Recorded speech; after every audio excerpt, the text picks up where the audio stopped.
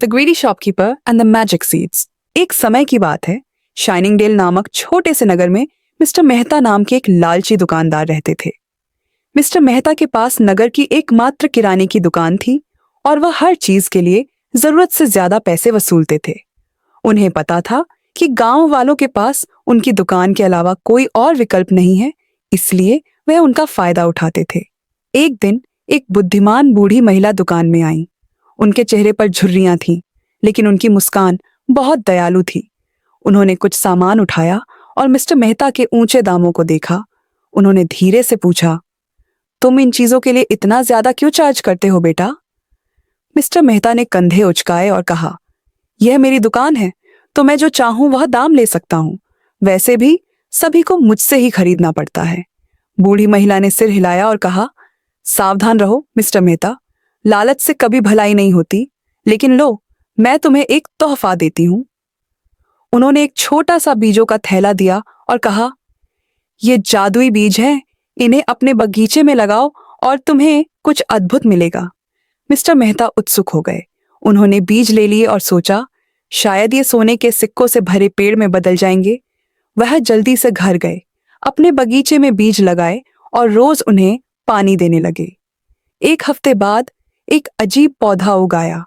उसके रंग बिरंगे पत्ते थे जो धूप में चमकते थे। मिस्टर मेहता उत्सुकता से इंतजार कर रहे थे, यह सोचकर कि शायद इसमें कुछ बहुमूल्य उगने वाला है। एक सुबह उन्होंने देखा कि पौधे की शाखाओं पर कुछ अजीब लटक रहा था, छोटे छोटे आईने। मिस्टर मेहता ने सोचा कि शायद ये खास होंगे और आईनों की ओर बढ़े। जब उन्होंने आईने में देखा तो अपनी शक्ल की जगह गांव वालों के चेहरे दिखाई दिए, जिनसे उन्होंने ज्यादा पैसे वसूले थे। उन्होंने बूढ़ी मिसेस कपूर को देखा, जो हर हफ्ते उनसे चावल खरीदती थी। वह दयालु महिला थी और उनके पास बहुत कम पैसे होते थे, लेकिन मिस्टर मेहता हमेशा उनसे दोगुने पैसे लेते थे। एक बार उन्होंने मेहता से दाम कम करने की विनती की थी, यह कहते हुए कि उन्हें अपने परिवार को खाना खिलाना है, लेकिन उन्होंने मना कर दिया। अब उन्होंने आईने में मिसेस कपूर का चिंतित चेहरा देखा, जो अपनी खाली रसोई को देख रही थी। फिर उन्होंने छोटे अर्जुन को देखा, जो अपनी पॉकेट मनी बचाकर एक टॉफी खरीदता था। मिस्टर मेहता ने उससे भी ज्यादा पैसे लिए थे, उसकी लगभग सारी पॉकेट मनी ले ली थी। आईने में मिस्टर मेहता ने अर्जुन का उदास चेहरा और छुपाए हुए आंसू देखे। इसके बाद उन्होंने राजेश किसान को देखा, जिसे अपनी फसल उगाने के लिए बीजों की जरूरत थी। मिस्टर मेहता ने उसे पुराने सूखे बीज ऊंचे दामों में बेच दिए थे, यह जानते हुए कि वे अच्छे से नहीं उगेंगे। अब उन्होंने राजेश का दुखी चेहरा देखा, जो अपनी खराब फसल को देख रहा था और सोच रहा था कि वह अपने परिवार का पेट कैसे भरेगा।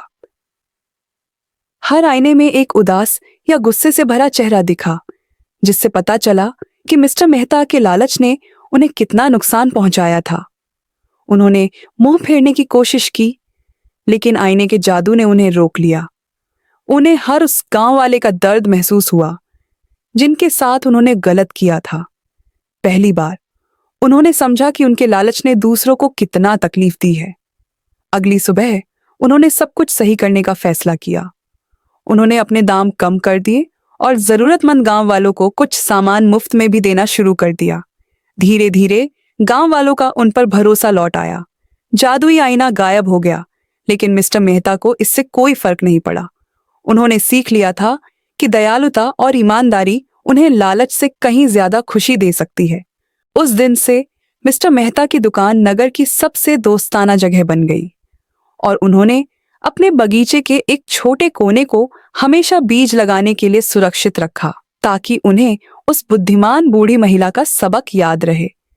एक उदार दिल सबसे अद्भुत चीजें उगाता है।